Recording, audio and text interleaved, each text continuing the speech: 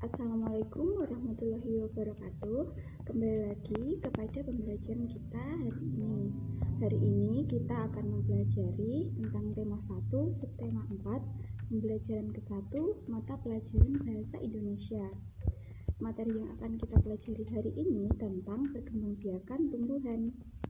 Tumbuhan memiliki banyak manfaat bagi kehidupan kita.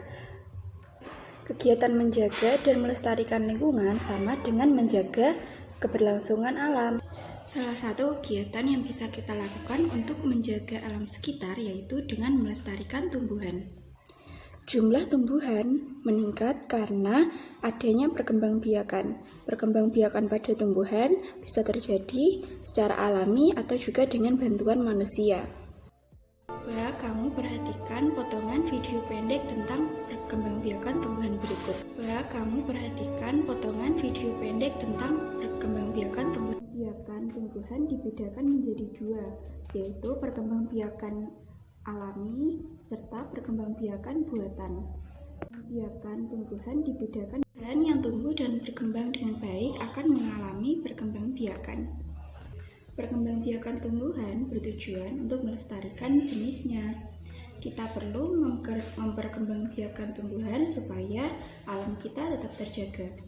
Akan kita bahas yaitu perkembangbiakan alami dengan biji. Tahukah kamu apa saja tumbuhan yang mengalami perkembangbiakan alami dengan biji?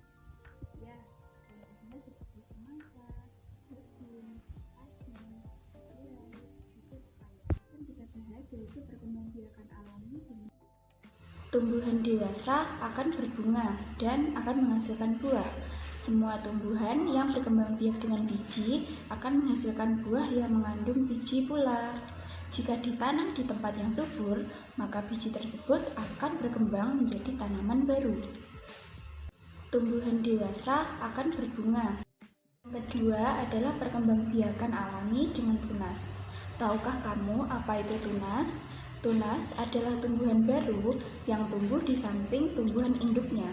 Coba perhatikan gambar di samping. Tumbuhan yang kecil di samping tumbuhan induk itu adalah tunas.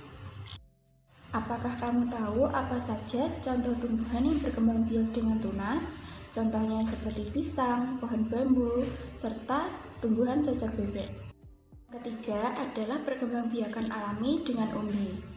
Umbi adalah bagian tumbuhan yang mengalami perubahan ukuran dan bentuk sebagai tempat menyimpan cadangan makanan.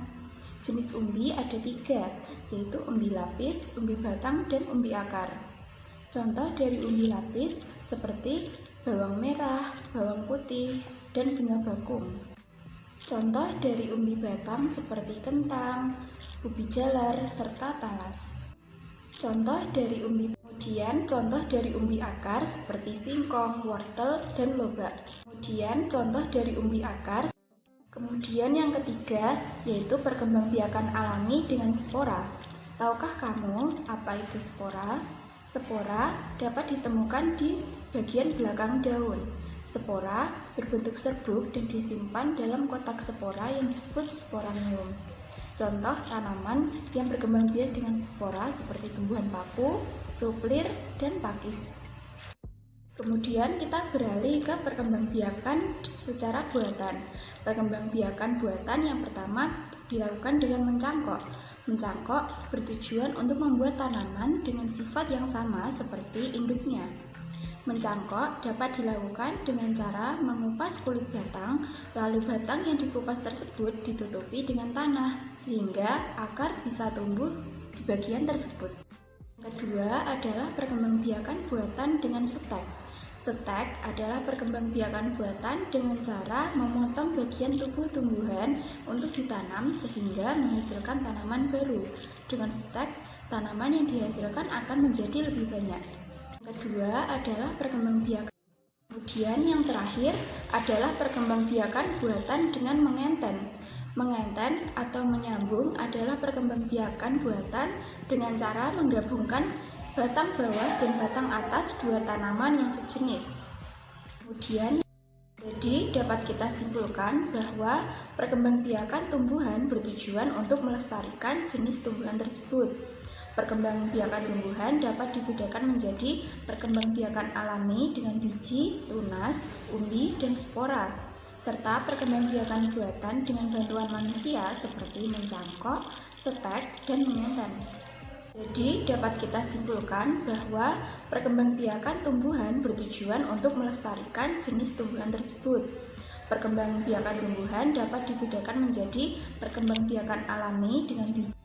Kita sudah sampai di penghujung pembelajaran. Untuk memperkuat pemahaman kita tentang materi perkembangbiakan tumbuhan, kalian bisa membaca e-book yang sudah dibagikan tentang perkembangbiakan tumbuhan.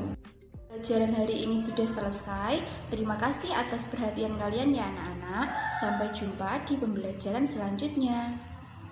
Sekian, wassalamualaikum warahmatullahi wabarakatuh.